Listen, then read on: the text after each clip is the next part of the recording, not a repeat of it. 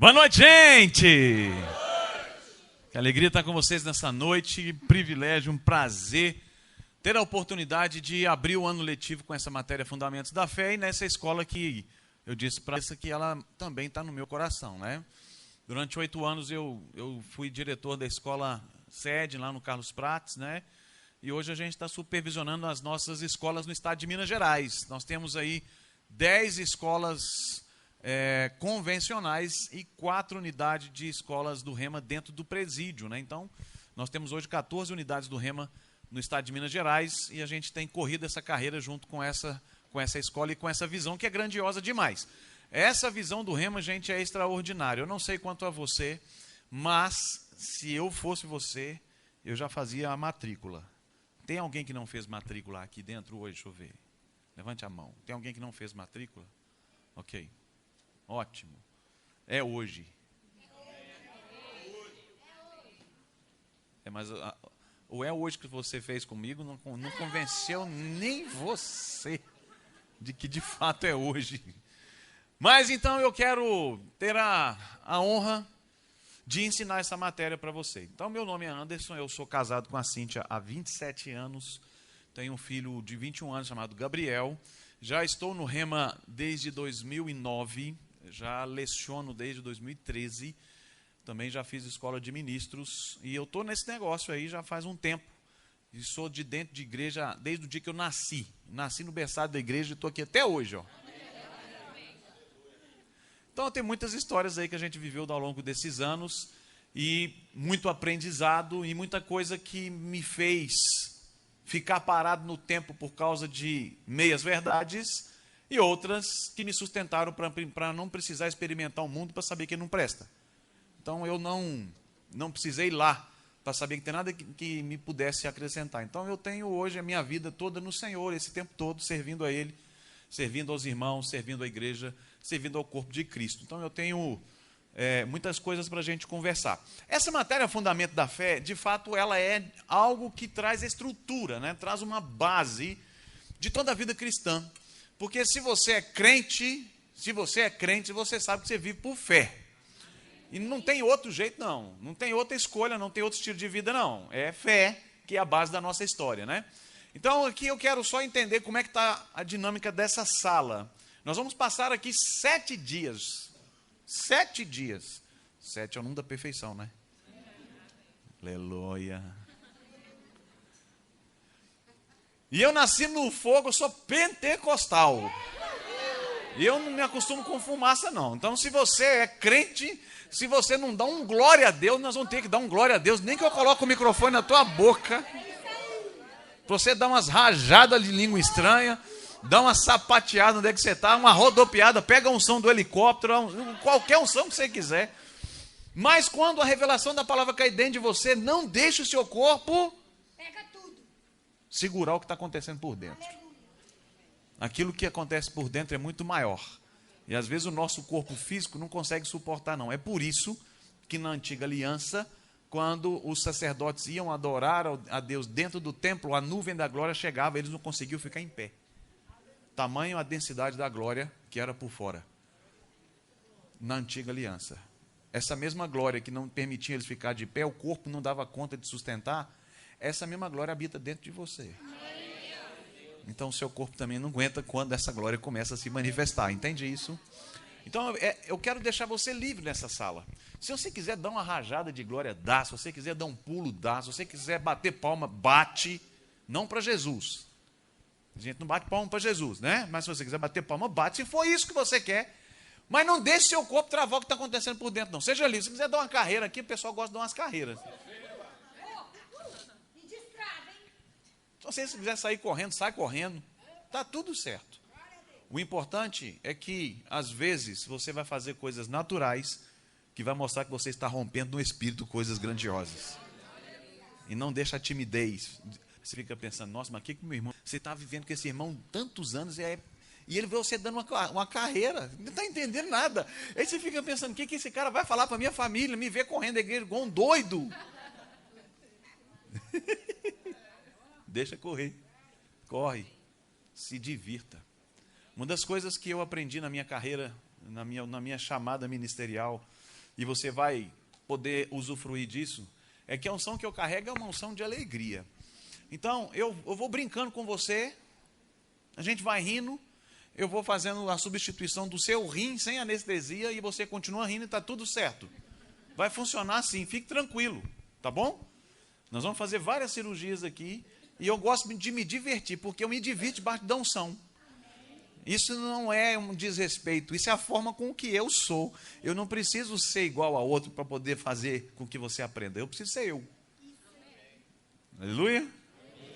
Então tá bom. Então, me apresentando assim, a gente vai começar a conversar sobre algumas coisas dessa palavra na matéria Fundamentos da Fé. Quantas pessoas aqui estão no segundo ano? Deixa eu ver. Segundo ano. 3. Primeiro ano, deixa eu ver. Uau!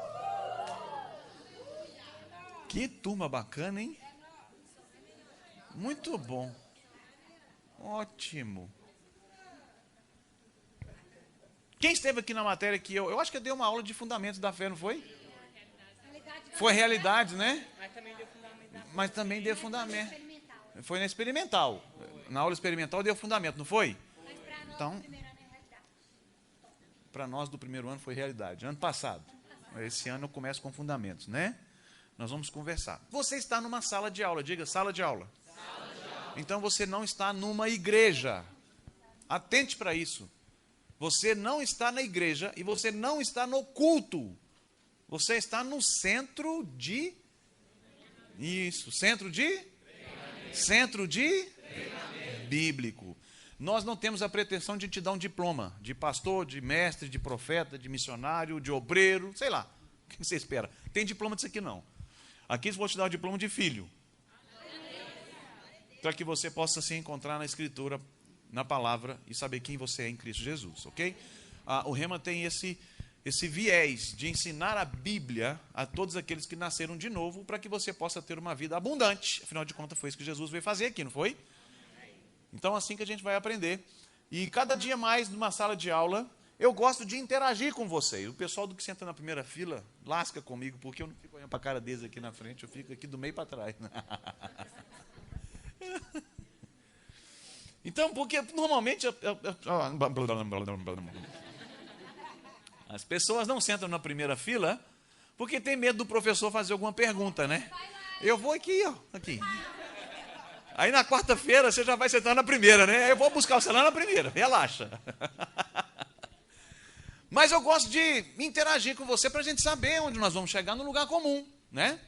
Então quando eu fizer é horroroso, né? Quando eu fizer uma pergunta, eu espero uma resposta, ok?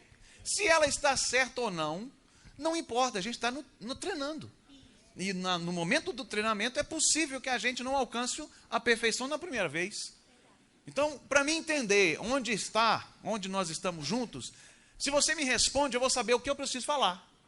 De repente, a sua resposta vai me dar um nível, e eu vou pegar você no nível e levar você para cá. Meu objetivo é esse, tá bom? Eu não quero trazer para você um peso, mas muito pelo contrário, eu quero te dar a oportunidade de ser uma pessoa melhor amanhã, e melhor ainda na sexta, melhor ainda, e ainda melhor, ok? Nós vamos chegar num lugar comum juntos. Quantas pessoas aqui têm mais de 2 anos de crente? 2 anos de crente. 2 anos, ok. 5 anos de crente.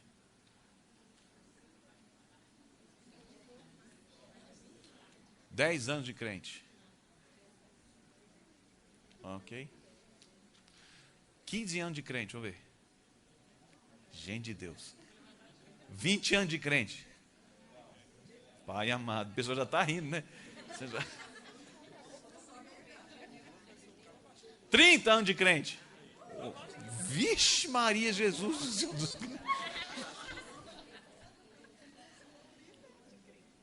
Se o cara tem 30 anos de crente, mais 20 no mundo, já falou a idade, né?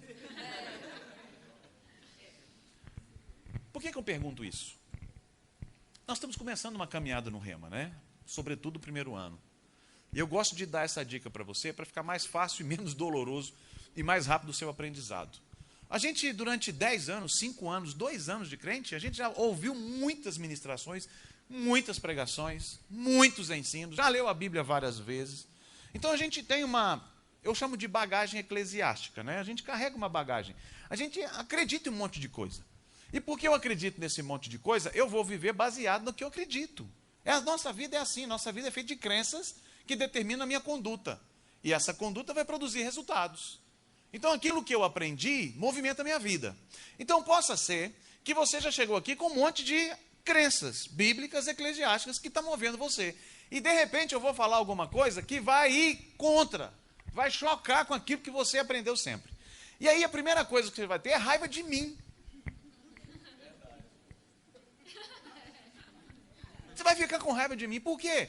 Porque eu vou falar alguma coisa que a sua vida inteira você creu, viveu e se comportou desse jeito. Aí vem uma pessoa que você não conhece, você está me vendo pela primeira vez, e fala que tudo que você viveu está errado.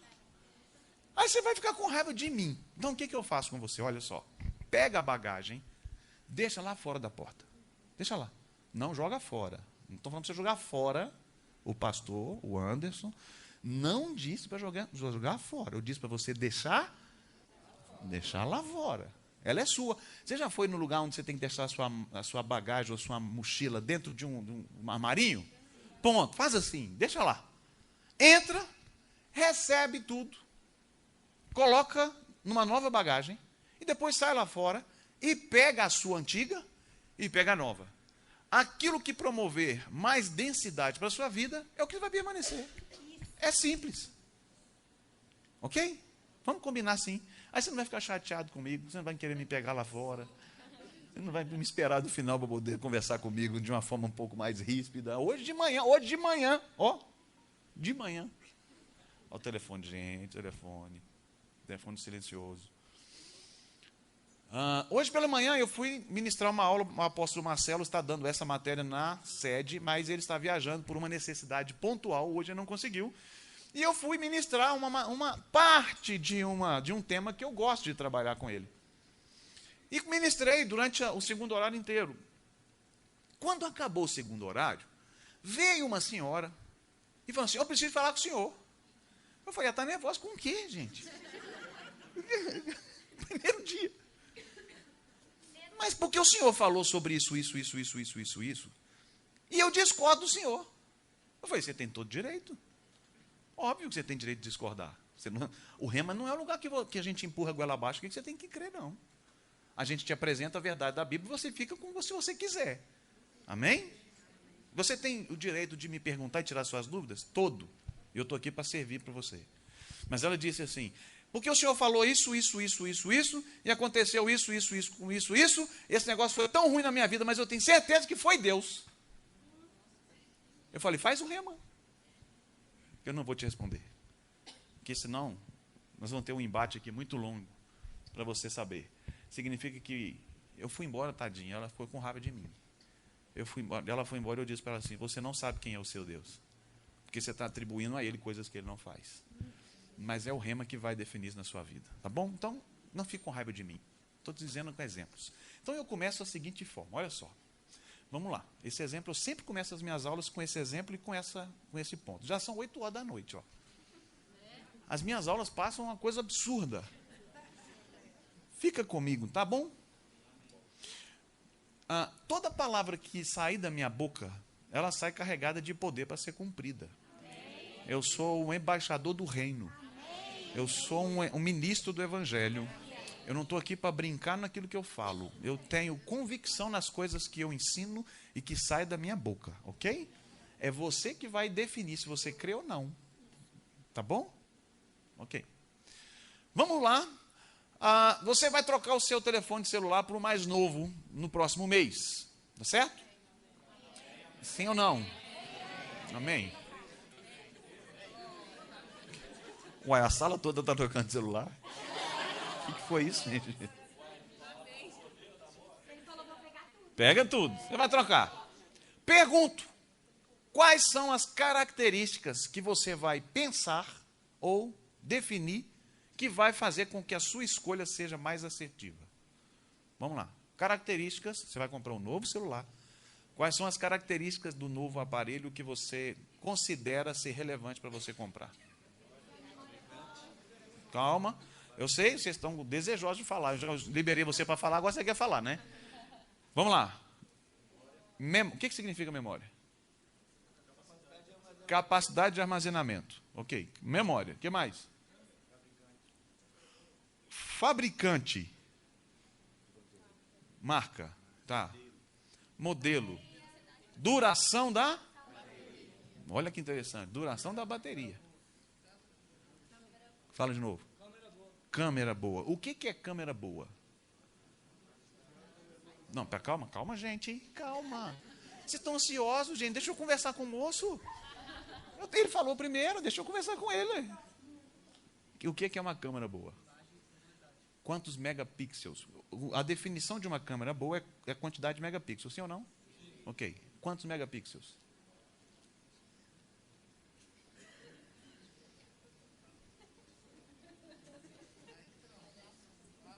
Ah, lascou. Como é que você vai comprar um telefone com uma câmera boa se você não sabe quantos megapixels você quer? Aleluia. Vamos lá. Custo-benefício. Muito bom. O que mais? Cadê? Falou quem falou? Sistema operacional. Hoje você tem 2 sistemas operacionais para você definir. Sim ou não? Sim. Um velha aliança e um nova aliança. Velha aliança é aquilo que te deixa preso, você não consegue comunicar por nada por fora. O iOS não deixa você, você tem que ficar preso só dentro do iOS. Isso é a lei que coloca você dentro de uma caixa. Isso é tudo velha aliança. A nova é aquilo que dá liberdade para você fluir, para você contactar com todas as outras coisas, outros modelos. Você transfere arquivo para lá, recebe arquivo para cá. É o Android. E aí você define. Quem está com o microfone sou eu, o professor sou eu. Eu vou vender o meu peixe. Não estou fazendo propaganda não, mas eu estou entendendo, né? Ok. Muito bom. Então nós falamos em custo-benefício, falamos em câmera, falamos em memória, falamos em modelo, falamos em sistema operacional. Certo? São definições para a compra e a escolha do seu novo aparelho celular. Mas quando você chega numa loja para comprar o seu aparelho, é engraçado que você não faz a pergunta básica pelo que foi criado o chamado telefone. O telefone foi criado para quê? Para comunicar com uma outra pessoa distante de você. Mas ninguém pergunta se quando você vai comprar o telefone, você pergunta para o vendedor, ele fala? Por que você não pergunta? Porque aquilo que é essencial perdeu valor para aquilo que é periférico. Porque a resposta que você poderia me dar é porque é óbvio que ele fala, mas para você não faz o menor sentido ter um telefone que fala. Você quer ter um telefone para tirar foto, para ter capacidade de memória das suas fotos, dos seus vídeos, você quer ter mais memória, mas você não se preocupa em ligar mais, mesmo porque você usa Zap. Então, aquilo que é essencial perde a sua relevância baseado nos benefícios periféricos que se tem. Muitas vezes o cristianismo virou desse jeito. As igrejas começaram a dar valor naquilo que é periférico e deixou aquilo que é a essência do cristianismo passar batido na vida do crente. É por isso que tem muitos crentes frustrados aí fora, porque não valoriza a essência do cristão. Qual é a essência do cristão? Viver uma vida semelhante a Jesus Cristo. Aí eu valorizo o evento, valorizo a música, valorizo isso, valorizo quantas vezes que eu fui na favela, valorizo quantas cestas básicas eu dou, valorizo um monte de coisa. Mas a minha conduta de vida, a minha conduta em santidade, de acordo com a palavra, é periférico. Isso não faz a menor diferença para mim, porque Deus vai me aceitar do jeito que eu sou. Não. Conversa. Aleluia? Cadê os aleluia dos crentes aí? Deixa eu ver. Doeu, né? Mas é com carinho, tá?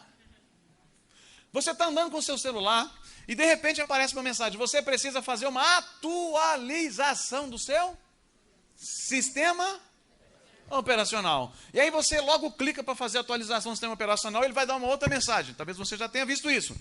Você precisa estar numa rede... já chegou para você, né? Por que você precisa estar numa rede Wi-Fi? Por causa da possibilidade, da velocidade, da quantidade de dados que você recebe. Então não é qualquer lugar que você faz uma atualização.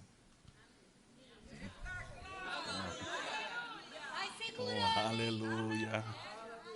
Você vai ter que se deslocar de um lugar que tem mínima informação, mínima quantidade de dado, para se deslocar para um lugar que você sabe que você vai receber uma quantidade, um pacote maior e que vai fazer diferença na sua vida. Por isso você está no Rema, porque você saiu da sua casa e está aqui para receber uma quantidade de dado que vai fazer diferença na sua vida. Aqui tem um Wi-Fi direto do céu, ó.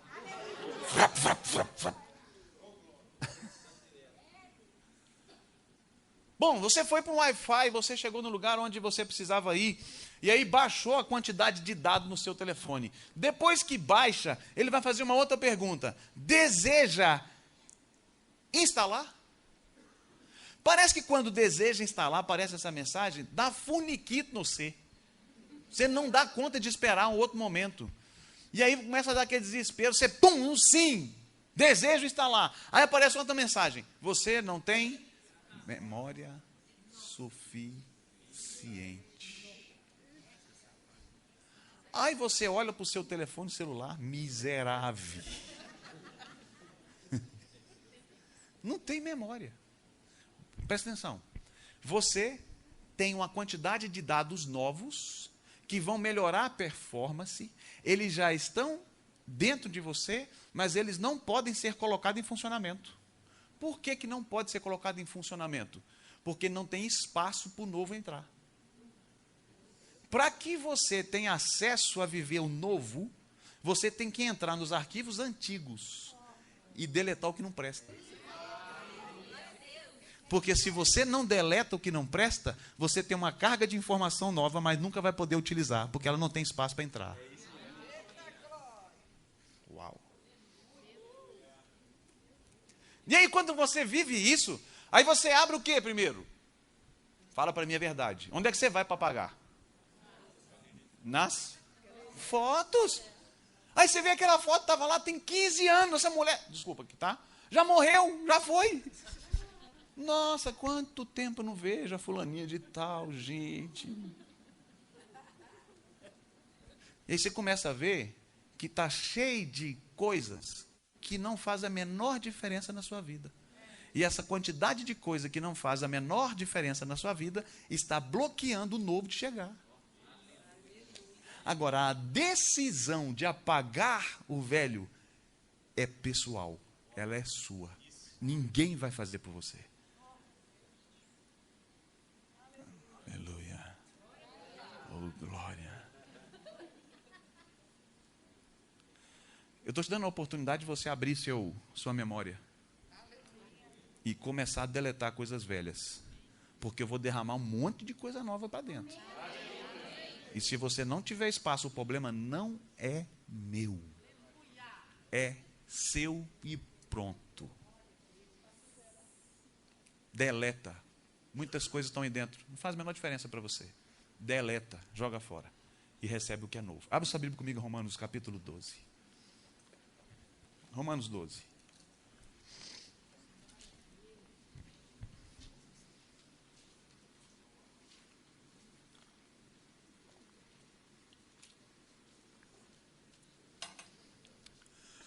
O que nós vamos fazer nesses dias aqui é uma atualização do sistema operacional humano. Vou mexer com você por dentro, vou quebrar algumas estruturas que estavam aí dentro e vamos construir novas estruturas baseadas na verdade da palavra. E vai ficar tudo bem, tá bom? Romanos capítulo 12, verso 1 e 2 vai dizer assim: rogo-vos, pois, irmãos, pelas compaixões de nosso Senhor Jesus Cristo, que apresenteis os vossos corpos em sacrifício vivo, santo e que é o vosso culto, e não vos conformeis com este século, ou com esse sistema, ou com o mundo, mas o quê? Na vossa mente, para quê?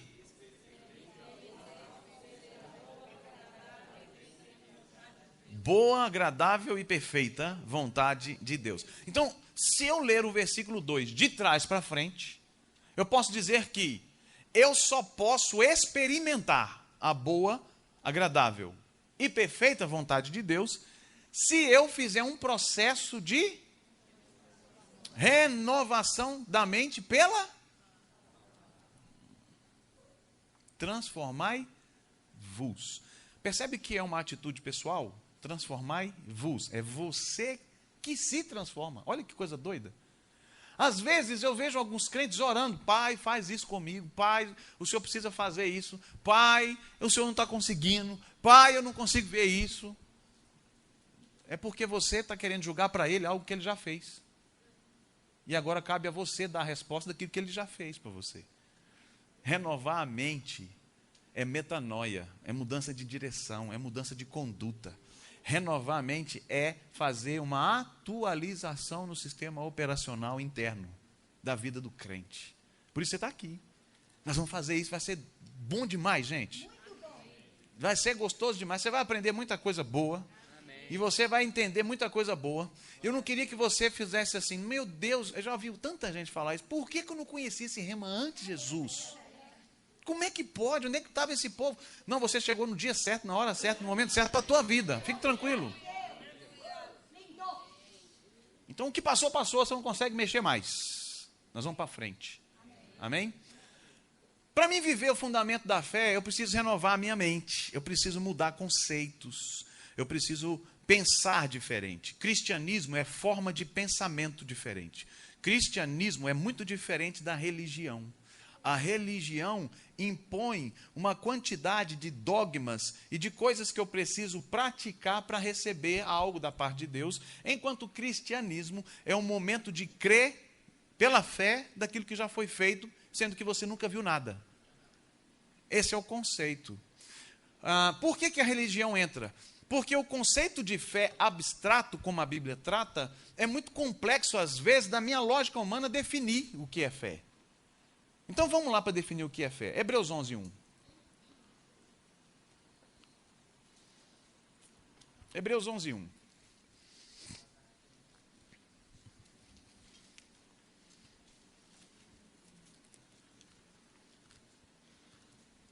Glória a Jesus.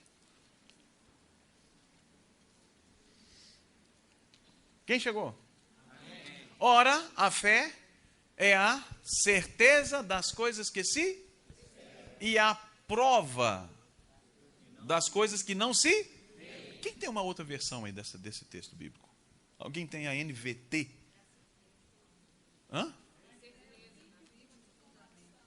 Calma. Fala.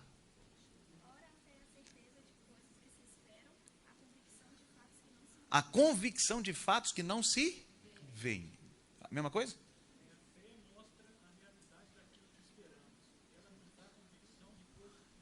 Ela nos dá a convicção de coisas que não vemos. Então, olha só. Trabalhar com a fé precisa ter uma convicção de algo que você nunca viu, mas que são fatos. Bom, se é fato, é porque já aconteceu. O fato, ele se torna fato quando ele acontece. E a Bíblia está dizendo: você precisa ter a convicção de um fato que você não viu, mas que ele é verdade. É isso que é fé.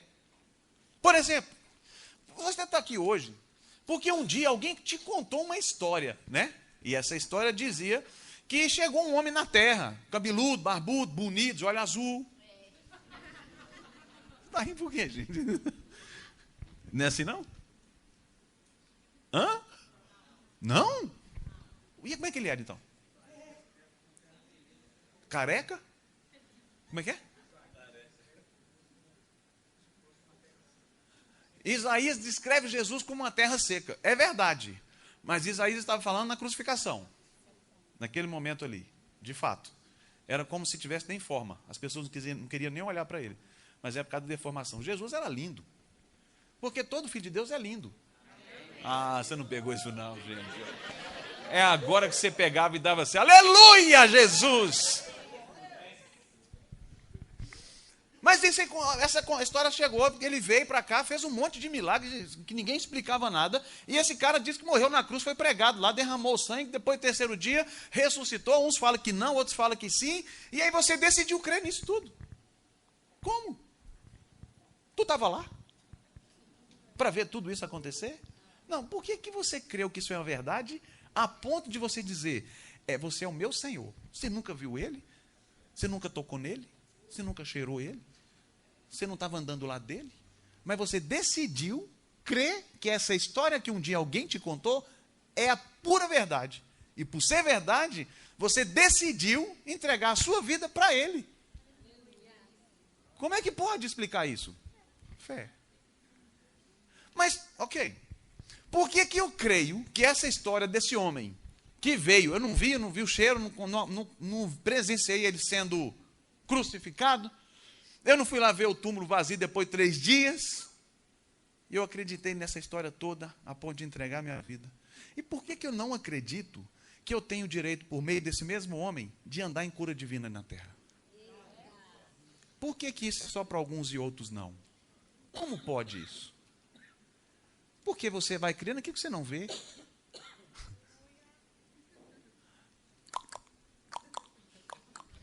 Ok? Nós vamos mexer nisso aí.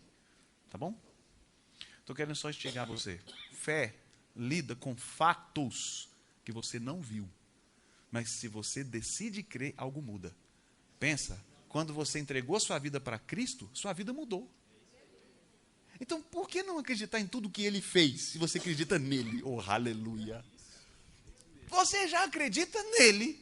Então, por que tu não acredita em tudo que ele fez aqui na terra, a seu favor? E usufrui de tudo que ele fez? Por quê? João 10:10, o que diz lá? João 10:10. Isso, sem abrir a Bíblia. Aí também é demais, né, irmã? Não faz assim comigo. Eu vou esperar ela abrir agora, só porque ela ficou frustrada comigo.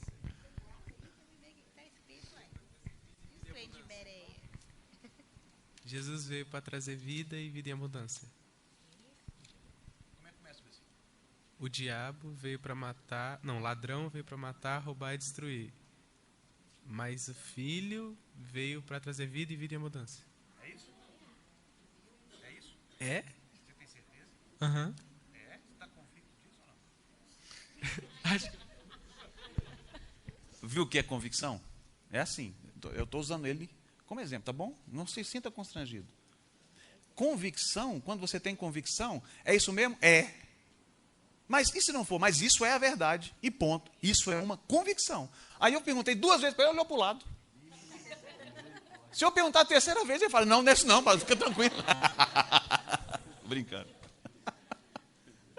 Convicção é quando você responde sabendo que pode vir algum argumento contra, e isso não vai mudar o que você está falando. Isso é uma convicção, em crer no que a palavra diz. A Bíblia diz assim, o ladrão veio somente para roubar, matar e? Destruir. Roubar, matar e? Destruir. Mas eu vim. Eu quem? Jesus. Eu quem? Jesus. Eu vim. Bom, se ele veio, é porque não estava. É básico, né? Então ele saiu de um lugar para estar aqui. Agora, ele sai de lá, onde ele estava, tinha vida abundante? Onde ele estava, tinha doença? Onde ele estava, tinha tristeza? Onde ele estava, tinha angústia? Onde ele estava, tinha morte? Onde ele estava, tinha desespero? Onde ele estava, tinha falta? Onde ele estava, tinha miséria? Pronto, ele falou, eu vim de onde eu estava para cá, para que você tenha a mesma vida que eu tinha lá. Ok, aleluia, glória a Deus, tudo certo, é isso mesmo. Porque tem um que vem para matar, e roubar e destruir, e o outro veio dar. Um veio tirar, e o outro veio dar. Aí eu confundo às vezes, por não conhecer, eu confundo às vezes que aquele que veio tirar é que dá, e aquele que veio dar, tira. Afinal de contas, eu tenho uma música que diz assim, aleluia.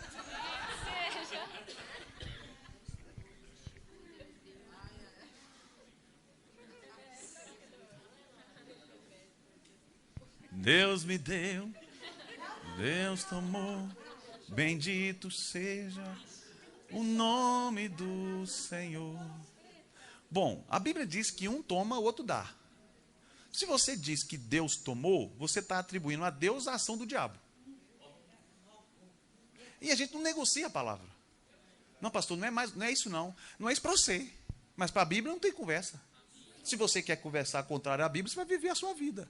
Ou você vai colocar a sua vida em linha com a Bíblia.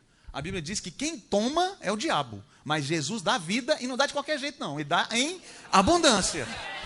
Eu vou decidir crer em quem? No diabo ou no Deus? Que trouxe Jesus. Bom, se Jesus trouxe a vida, você já crê nele. Por que você não crê no que ele disse que ele fez? Glória. Aleluia. Tá bom. Tá tudo bem? Glória a Deus. Abra sua Bíblia comigo em Efésios capítulo 1. Efésios 1.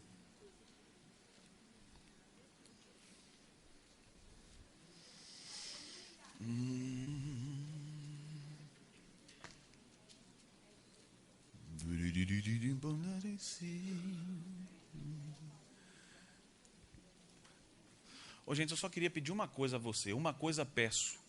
Uma coisa vou pedir.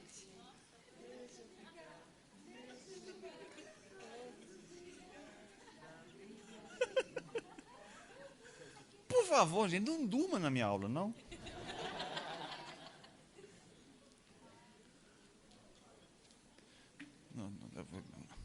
Porque eu tenho duas propostas a você. Se você tiver com os olhos fechados, eu vou entender que você está fazendo uma intercessão profunda sobre a minha vida. Então, se você está fazendo uma intercessão profunda sobre a minha vida, eu vou chegar e vou impor as mãos sobre você para receber aquilo que você está orando por mim, tá bom? Não durma. Faça força. Eu sei que o corpo chega cansado, dentro do trabalho o dia inteiro, eu sei disso. Mas eu quero fazer uma aula dinâmica para que você não tenha tempo nem de dormir. Você fica assim, ó. Tá certo? Eu te ajudo, você me ajuda. Efésios capítulo 1. Vamos lá. Quem já esteve aqui na aula demonstrativa vai lembrar disso, porque eu gosto de fazer isso para você entender tudo esse negócio. E o horário aqui não para não, Jesus Cristo de Nazaré. Hebreus não, Efésios, né? 1, 3. Vai dizer assim: bendito Deus e Pai de nosso Senhor, que nos abençoou com...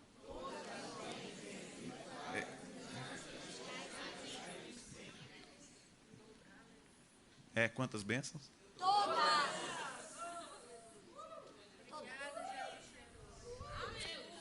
Cadê a cadeirinha? Põe a cadeirinha para mim lá, filhão. Põe a cadeira para mim lá. Guarda para você.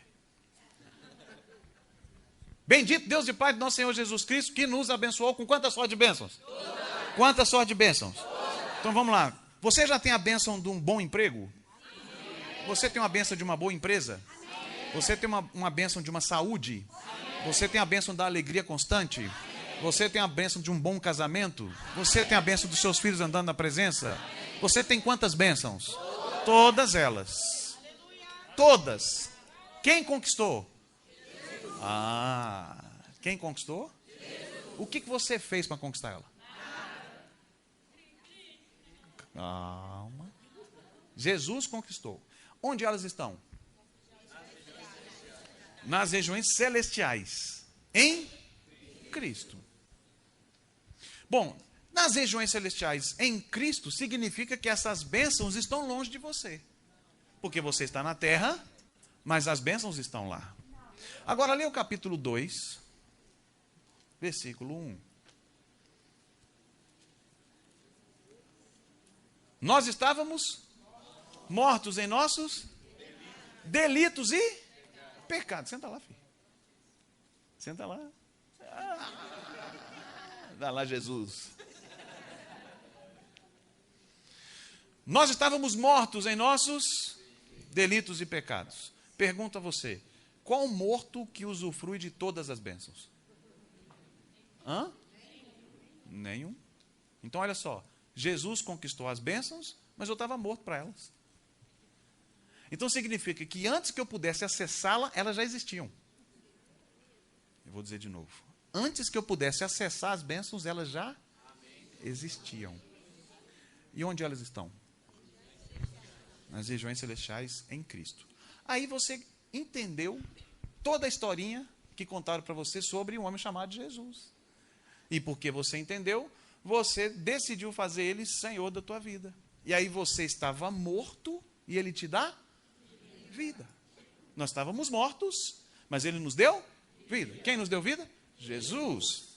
E aí no versículo 5, lê para mim em voz alta o 5. Deixa eu ver se é o 5.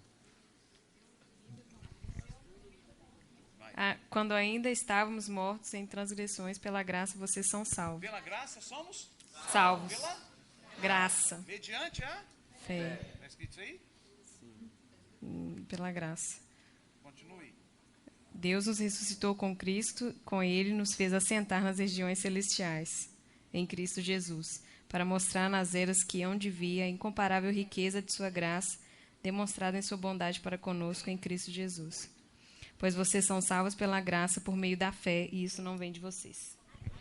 Nós somos salvos mediante a fé. E isso não vem de? É dom de Deus. O que é dom de Deus? A fé que foi colocada em teu coração para você crer e ser salvo. E porque você foi salvo, ele te ressuscitou. Só que ele não fez só te ressuscitar. A Bíblia diz no versículo 6 que ele me ressuscitou juntamente com... Onde é que Cristo está hoje? Assentado onde? O papai está aqui, no trono sublime, e o filho à sua direita. Entenda. Jesus, antes de descer para a terra, era o Logos. Nós vamos ver isso lá na frente. Era a palavra. E eles deixam essa posição de Logos e se transforma em um corpo. A palavra entra num corpo. E aí Jesus se torna de Nazaré andando por 3 anos e meio na terra. Quando ele volta para o céu, ele não volta como a palavra, ele volta com o corpo. Então tem um homem lá no céu de carne e osso. Perceba, por que era necessário ter um homem no céu de carne e osso? Porque era a única forma do Deus do céu habitar na terra. Deus só podia habitar no teu corpo porque tem um corpo. Oh, meu Deus.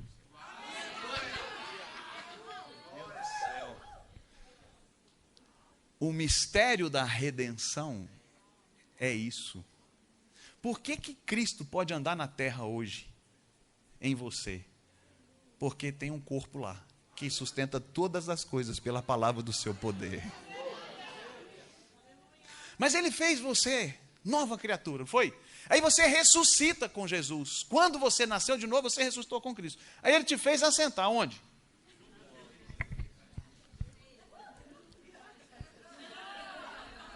Segura aí, filhão. Tá tudo bem. Onde você está assentado? Juntamente com Cristo. Bom, se as bênçãos que são suas estavam nas regiões celestiais em Cristo, e você não tinha acesso porque estava morto, o que Cristo faz? Pega você da morte e põe você assentado com Ele em cima de tudo que é seu. A Bíblia está dizendo que, versículo 3, Efésios 1:3. Você é detentor de todas as bênçãos, mas elas estão nas regiões celestiais em Cristo. Aí o que Cristo faz? Bom, ele está morto, ele não vai conseguir acessar o que eu fiz por ele. Então, a forma de eu fazê-lo acessar as coisas que eu já fiz, eu dou a ele uma nova vida, e essa nova vida eu coloco ele assentado comigo. Porque se eu trouxe as bênçãos para cá, eu preciso dar acesso a ele. Aí o que você faz? Você senta aqui, ó. Oh, aleluia. Aí quando o papai que está aqui do lado olha para você, ele não vê seus pecados. Ele vê a veste nova que o filho te cobriu. Oh, aleluia. Você foi vestido com umas novas vestes quando você foi ressuscitado com ele. Não são os seus pecados que colocaram você aqui, não. Foi o sacrifício do filho. Oh, aleluia. Mas quando eu estou andando na terra, porque essa posição é uma posição espiritual, ok? Você está olhando para a minha cara e fala assim, como? Eu estou sentado nessa cadeira aqui na rua, Olinto Meireles. E como é que tu fala que eu estou lá no céu, assentado com Cristo? Essa aqui é uma posição espiritual. Porque nós somos seres. Por que eu sou um ser espiritual? Porque eu fui feito à imagem e semelhança de um Deus que é Espírito.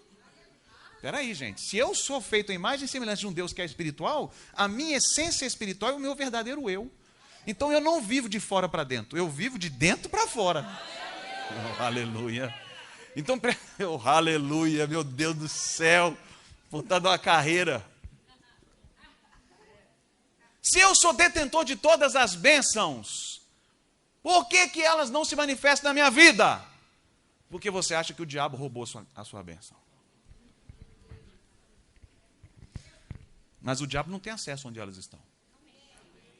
Porque as suas bênçãos estão com Cristo. E o diabo não pode subir lá para pegar ela e falar que roubou. Aleluia. Você só não está utilizando porque não tem conhecimento daquilo que é seu. Aí você deixa lá com Cristo e fica andando fazendo esforço para ter aquilo que já é seu. Olha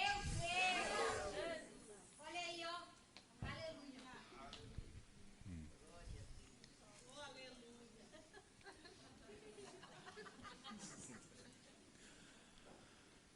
Por quê? Porque a religião implanta na minha conduta que eu tenho que fazer um monte de coisa para receber a bênção. Porque se eu não faço, eu não sou digno de receber. E aí eu tenho que praticar um monte de coisa baseada em dogmas humanos para me tornar digno, recebedor de algo que Deus tem para mim. Mas a nova aliança não é o tanto que eu faço para receber, é o tanto que eu creio que já foi feito. Espera aí, gente. Não é o tanto que eu faço para receber, é o tanto que eu creio que já foi feito. Obrigado, Jesus. Uma salva de palmas para Jesus, gente.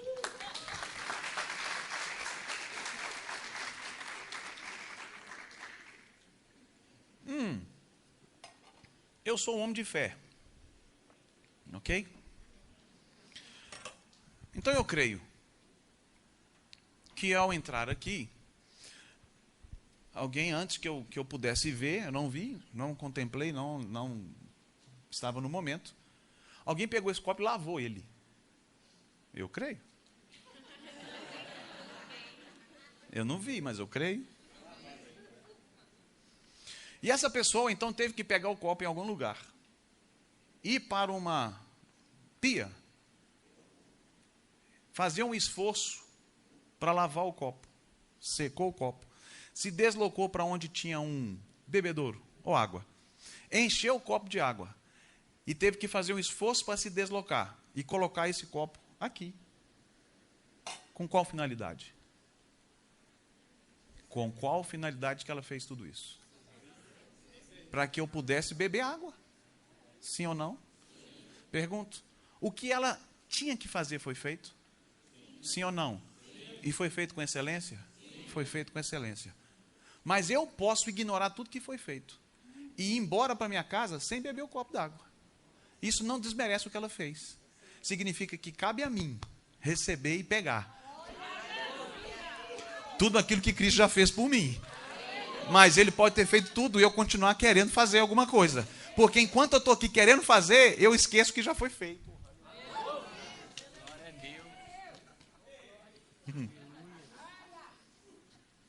Que é isso?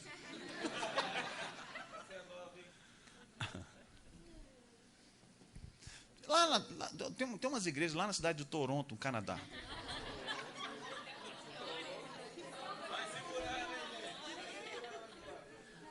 Tem alguém de Toronto aqui, gente? Vou perguntar. Tem alguém que conhece alguém em Toronto? Vou mandar você para lá, para abrir uma igreja lá, abrir um rema lá em Toronto. Lá em Toronto. Tem umas igrejas lá em Toronto que fala que você tem que fazer às 7 quinta-feira de... Eu não sei como é que chama isso lá em Toronto, não. Mas você tem que ir 7 quinta-feira no culto para você receber a bênção no final. Mas vai lá que um dia você falta.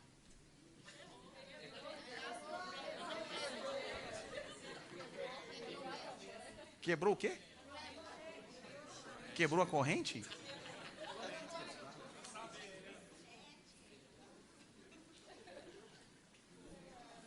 você faz uma vez, você faltou uma, aí você tem que voltar lá no começo. Bom, a autocondenação vem, eu não sou digno de receber, então eu tenho que fazer de novo. Aí você faz a segunda vez. E aí não foi na quinta, mas foi na sexta vez, você não conseguiu ir, faltou. O que acontece?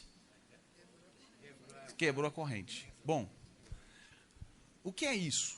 É você tirar do sacrifício que Jesus fez o seu efeito prático e colocar sobre você o sacrifício para receber.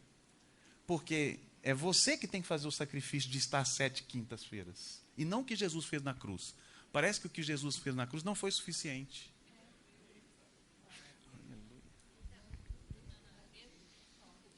Mas isso é lá em Toronto, gente. Não tem isso aqui, não. Graças a Deus.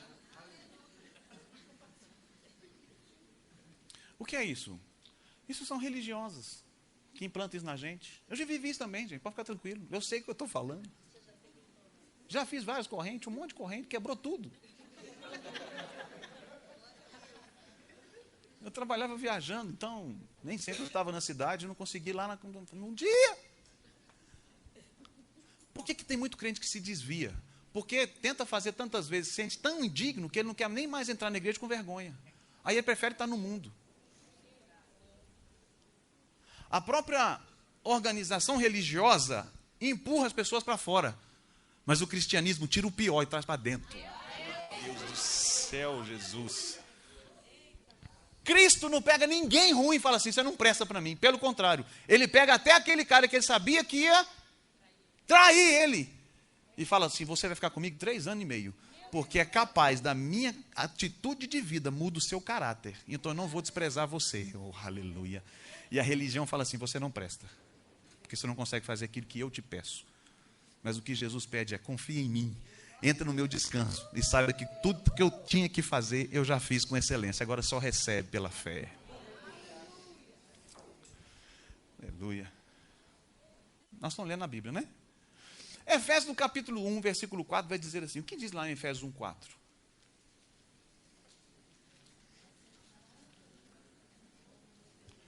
Como nos elegeu nele? Quando? Antes da fundação? Oh, peraí, gente. O mesmo que nos abençoou com toda a sorte de bênção, nos elegeu nele. Peraí, onde estavam as bênçãos? Nele. Nas regiões celestiais. Aí, antes do mundo ser formado, ele te conheceu. Meu Deus do céu. E ele elegeu você para ele. Gente de Deus. Significa entender que antes de você chegar nessa terra, você já existia nas regiões celestiais. Você já estava lá. De alguma maneira você estava lá. E ele já te conhecia lá. Então, quando ele já te conhecia, ele planejou você para um tempo específico nessa terra. Significa dizer que quando você foi planejado por um tempo específico nessa terra, você é muito mais um solucionador de problemas do que um problema. Abra sua Bíblia comigo em Salmo 139.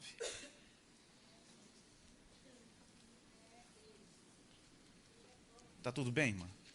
Tá chateado comigo não, né? Salmo 139.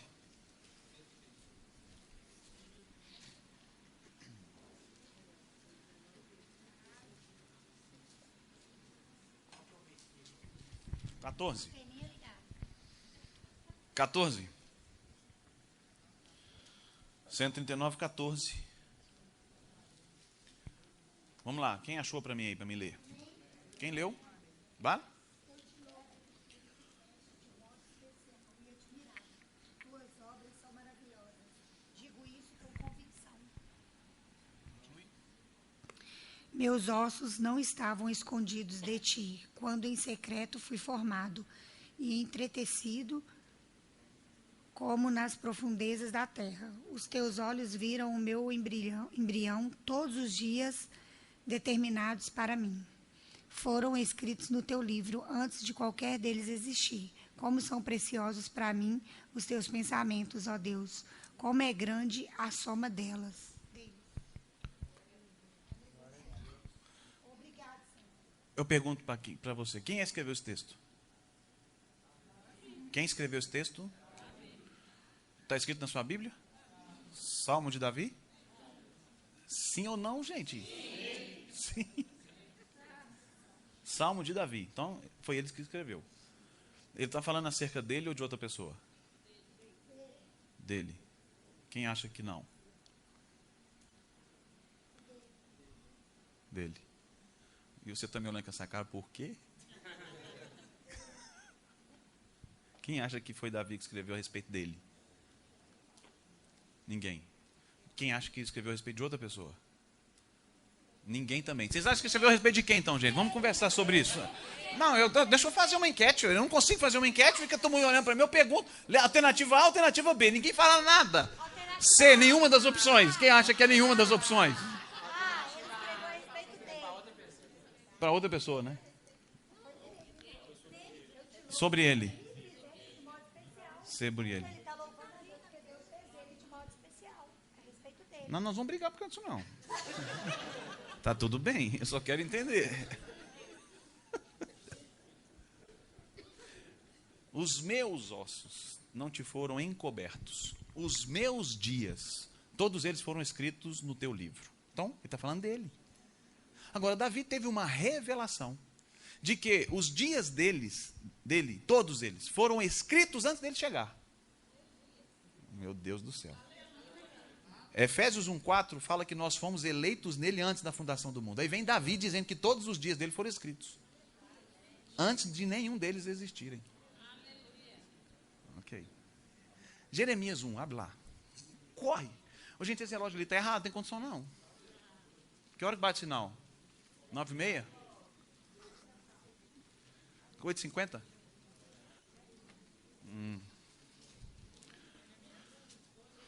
Jeremias 1. Verso 4. Você é aluminai, né? 15 anos de rema, né, filho? Isso que gosta de ler, isso do rema. Eu também não canso, não.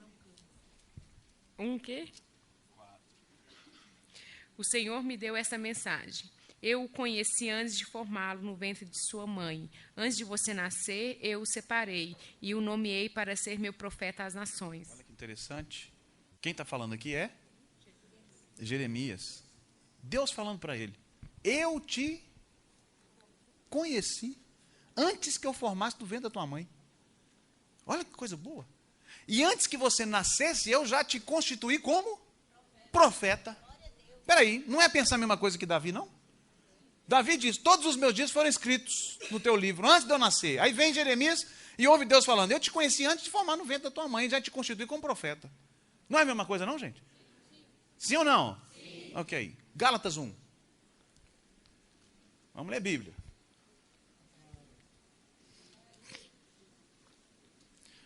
Se você quiser aprender o que é o sono dos justos, depois olha que bebê dormindo ali, ó, aquilo ali. Ó. Não está preocupado que a conta tem que pagar, você vai ter comida amanhã. Está dormindo, gente. Eu estou que fala que o menino está dormindo lá. Gálatas 1.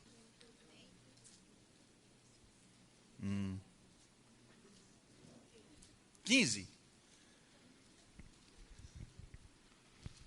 Vamos lá. Gálatas 1:15. Mas quando Deus, que me separou antes de eu nascer e me chamou pela sua graça, achou por bem revelar seu Filho em mim, para que eu o pregasse entre os gentios, não fui imediatamente consultar outras pessoas, nem fui a Jerusalém para me encontrar com os que já eram apóstolos antes de mim, mas fui para as regiões da Arábia e voltei outra vez para Damasco. Pergunto, quem está falando aí? Quem está falando? Paulo. Ele está falando dele ou de outra pessoa? Então, Paulo está dizendo, olha a revelação que Paulo teve. Você me separou antes de eu nascer. Bom, eu percebo que existe algo constante e igual. Davi falou uma coisa, Jeremias a mesma coisa, Paulo a mesma coisa, e vem Efésios dizendo que eu e você fomos eleitos antes da fundação do mundo. Então, peraí. Então eu posso entender que da mesma forma que Deus escreveu todos os dias de Davi no livro, ele escreveu os meus. Eu não sei quantos se você quer crer ou não nisso, mas eu creio.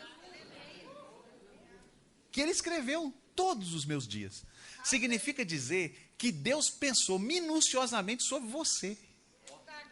Antes de você nascer, Ele pensou, presta atenção nisso, Ele pensou quem era você, que ano você ia nascer, que família você ia nascer, que cidade que você ia nascer e para que você ia nascer. Então você não é um erro de cálculo da sua mamãe e do seu papai. Você é um propósito divino que está andando nessa terra para mostrar para a humanidade que Deus continua operando poderosamente milagres nessa terra. Porque Ele pensou em você antes. Ele planejou você antes. Vem Jeremias 29:11. Jeremias 29:11, abre lá.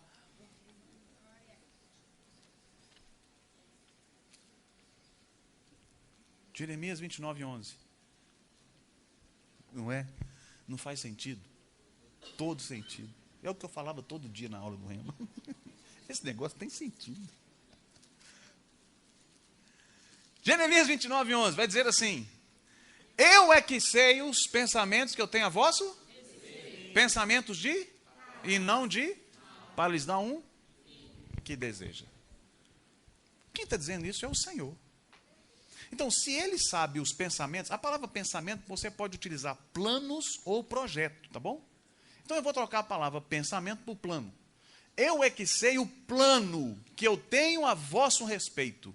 E o meu plano que eu tenho para você é de paz e não de mal. Aleluia. Para lhe dar um futuro que você deseja. Bom, se eu estou vivendo algo na minha vida que não está vivendo em paz, eu estou vivendo tudo menos o plano de Deus. Porque é isso que a Bíblia está dizendo. Eu é que sei os planos que eu fiz para você. E os planos é de paz. Significa dizer que os planos de paz, isso exime a nossa vida e a nossa existência de passar por aflições, problemas ou dificuldades? Não, não é isso que ele disse. Ele disse que quando o meu plano estiver em funcionamento, mesmo que o dia mal chegue, mesmo que a pressão chegue, mesmo que a tribulação chegue, deixa eu terminar. Você em mim vai permanecer em paz. Não vai ser os problemas, as pressões ou as aflições que vai tirar você do lugar onde você está. Porque onde você está, você continua sendo mais que vencedor, porque você está em mim.